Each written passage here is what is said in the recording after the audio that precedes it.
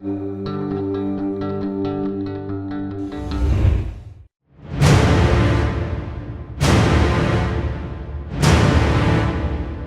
heard of Dante's Inferno, but what about its often forgotten sequel, Dante's Purgatorio?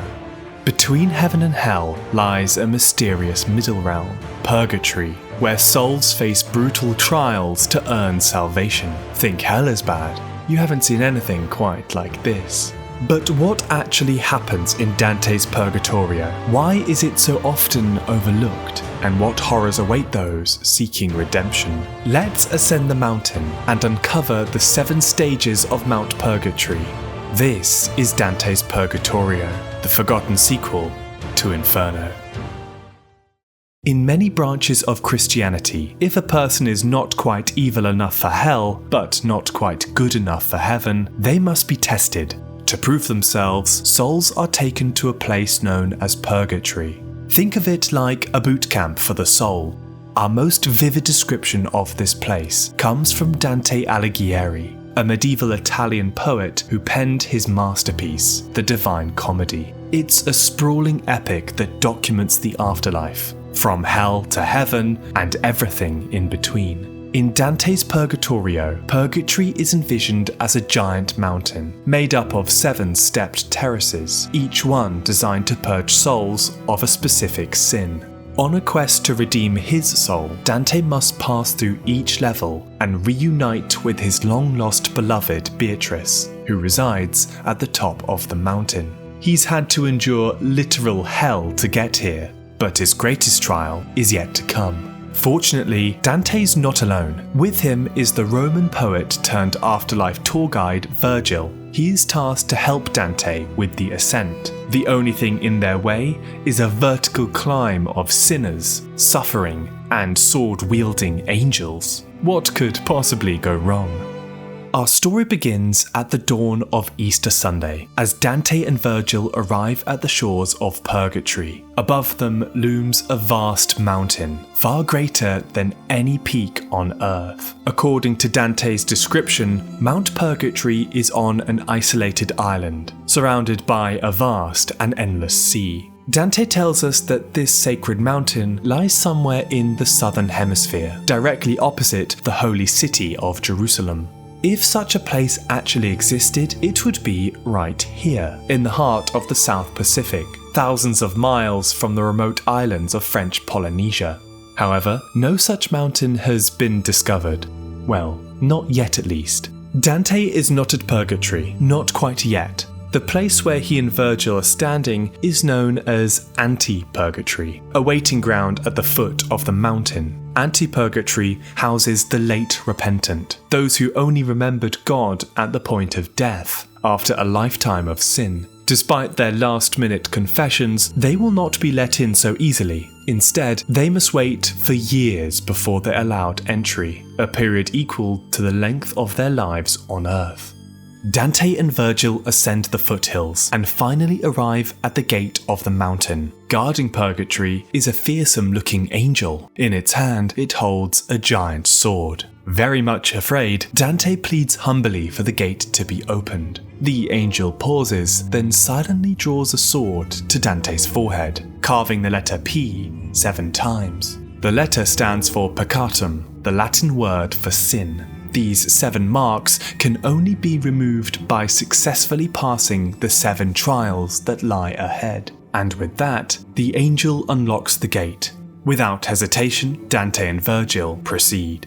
Dante and Virgil have arrived at the first terrace. Around them, Dante watches as souls along the mountainside carry boulders on their backs. Beneath the back-breaking weights, they are chanting in prayer. Welcome to the Terrace of Pride. Those preoccupied with themselves and their worldly accomplishments must now humble themselves by hauling crushing weights. To remind them of their status, they sing songs of praise to God and are made painfully aware of who is truly in charge. As they ascend, Dante and Virgil notice sculptures carved into the walls, each with scenes depicting the virtue of humility. But humility isn't the only quality on display. Next to them are sculptures depicting the many vices of pride. Among them is a statue of Lucifer, whose hubris led to his ultimate downfall. They soon approach another gate, this time guarded by the Angel of Humility. With an unnerving air of all-knowing, the angel brushes its wings along Dante's forehead, removing the first letter from his brow. With the first mark of sin gone, Dante is free to proceed to the next trial. On the mountainside ahead lies a group of bodies huddled together. They are clothed in rough, coarse cloaks. Beneath their hoods, Dante is horrified to see that their eyes are sewn shut with wire. This is the trial of the envious, reserved for those who coveted what others possessed. Among them is Sapia Salvani. She confesses to Dante that in life, her envy towards her fellow townspeople ran deep. So much so that she rejoiced when her home city of Siena fell in battle. Though she later repented and turned to God, she is consigned to Purgatory, where she must atone for her past sins. Leaving Sapia to her unenviable position, Dante proceeds to the next gate, guarded by the Angel of Charity. As before, the being regards Dante carefully, its eyes looking through his soul as if it were glass. Satisfied with Dante's lack of jealousy, the angel erases another P from Dante's forehead. Dante already notices that he's walking more lightly, a sign that the power of sin is beginning to lose its hold of him. But they still have a long way to go. No sooner as they arrive at this terrace, Dante and Virgil are choked by thick, black smoke. Staying close along the walls for direction, the pair are guided by sounds of hymn and prayer ahead. This is the Terrace of the Wrathful, where souls who were once clouded by anger must now atone by living in literal clouds of smoke. Dante calls out in the fog and is met by a familiar voice, a man called Marco Lombardo. A learned man, Lombardo engages Dante in a brief philosophical debate. Do we truly control our actions, or are we shaped by our environment? Lombardo is a believer in free will, the idea that we are responsible for our actions and their consequences. Yet he admits that many live lives chasing pleasure, and so require strong leaders to uphold moral order. Having already seen the inhabitants of hell, Dante finds such leadership lacking in his time. But politics must wait, for through the clouds, an angel approaches and calmly removes a mark of sin. So far, Dante has passed through the terraces of pride, envy, and wrath. These sins have not been plucked at random. Pride, envy, and wrath are 3 of the 7 deadly sins. In Purgatory, these sins are to be cleansed, all in rather gruesome ways. Many people have asked, why is Purgatory so brutal? The answer lies in the medieval concept of penance. Repentance often involved acts of sacrifice, physical expressions of regret, and pleas for forgiveness. While some performed penance through prayer or donations to the church, others practiced self-flagellation, whipping themselves publicly to mirror Christ's suffering.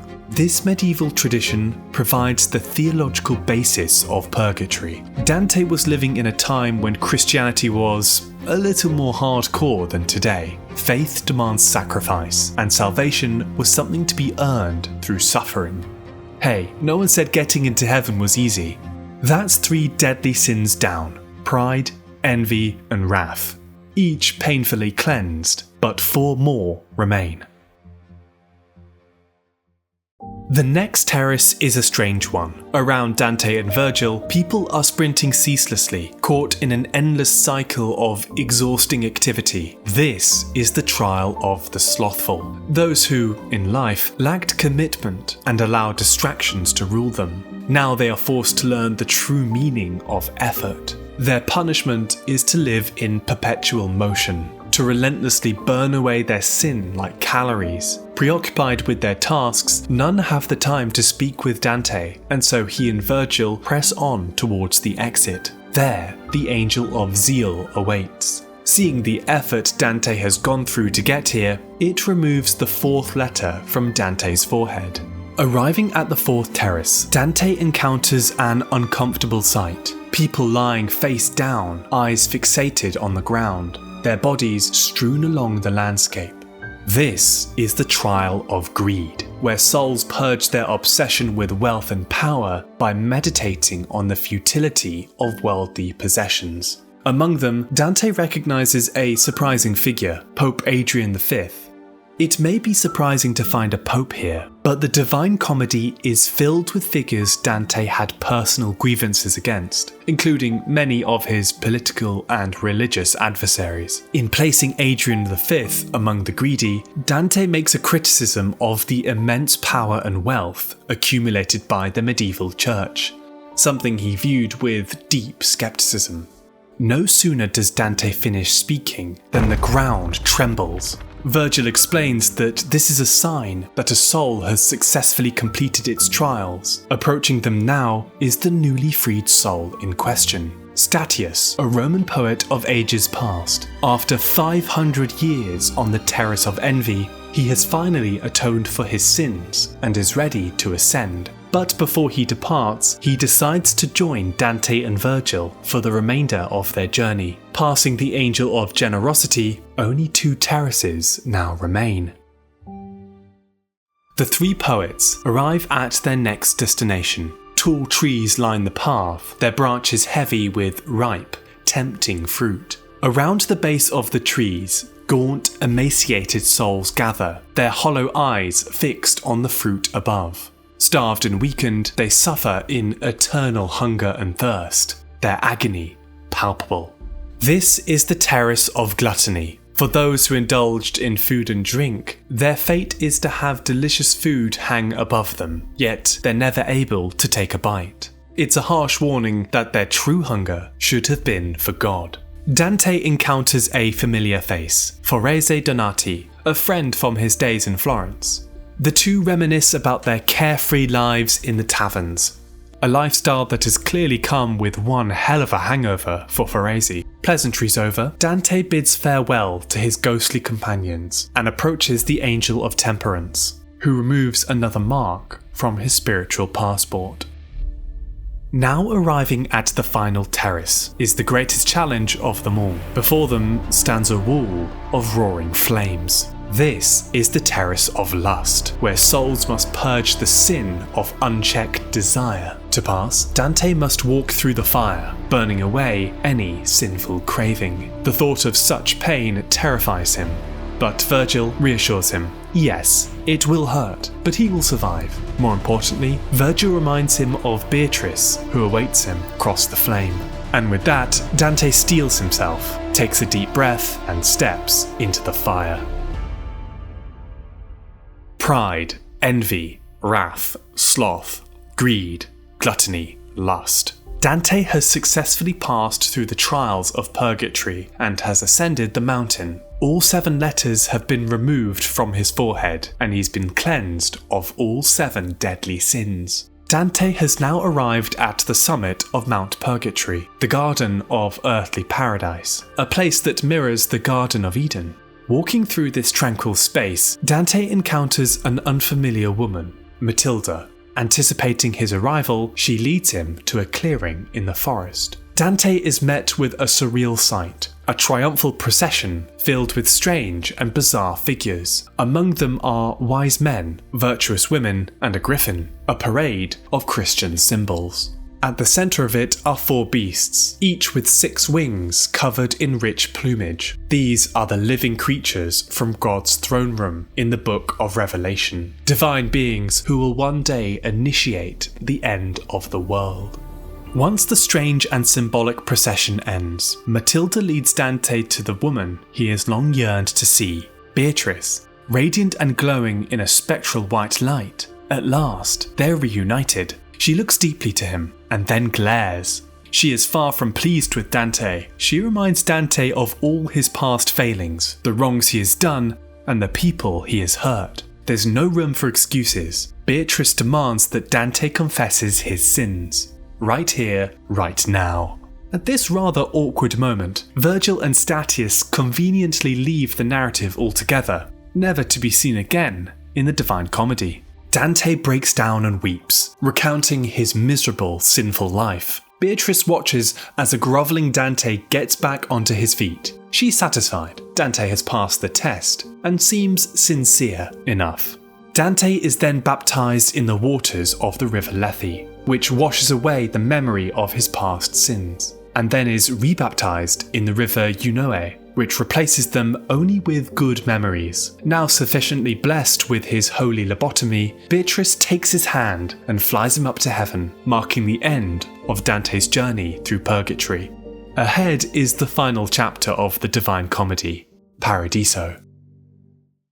Dante's Purgatorio is a gem of medieval literature. Though often overshadowed by its darker predecessor, Inferno, it is just as captivating. What I love about it most is its moral complexity. It's a grey area, where good and bad blur together, and you're never sure which way to look. A key theme in Purgatorio is the relationship between sin and love. Virgil explains to Dante that all sins stem from love, just love that has been distorted.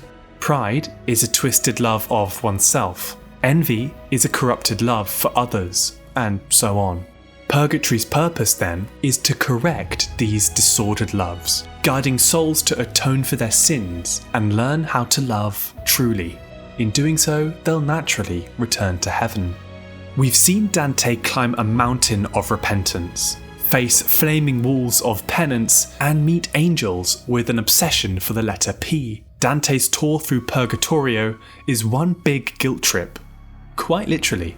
But this journey isn't just about the souls he encounters. It's about Dante's own transformation as he cleanses himself of his own sins. Of course, Dante's Purgatorio isn't the end of the Divine Comedy, for heaven awaits. But that's a story for another time.